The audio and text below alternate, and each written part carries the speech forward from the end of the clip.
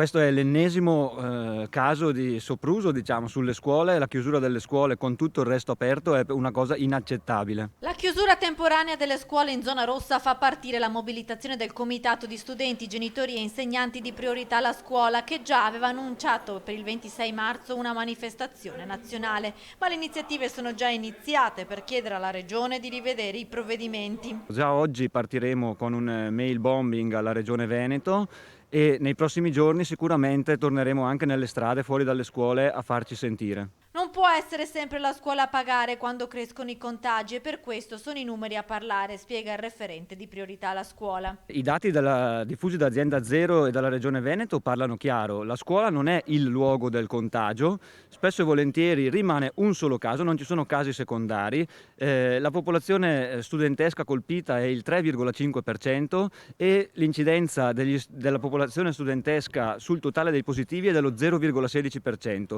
Anche l'assessore Donazzan in un'intervista del 4 marzo ha dichiarato che le scuole devono essere le ultime a chiudere, che le scuole sono sicure e che il contagio avviene al di fuori degli istituti. Allora perché oggi chiudiamo le scuole? Bisogna poi tutelare gli studenti con disabilità o problematiche speciali. A loro la scuola in presenza deve essere garantita, considerando anche la necessità di una frequenza quanto più ordinaria insieme ai compagni. Noi supporteremo le famiglie che faranno richiesta e sentiremo i dirigenti scolastici, proveremo a far pressioni sui dirigenti scolastici affinché prendano coraggio e accolgano dentro le scuole anche studenti e studentesse non certificati, diciamo così, proprio per garantire invece a ragazzi e ragazze con bisogni educativi speciali e disabilità una reale inclusione.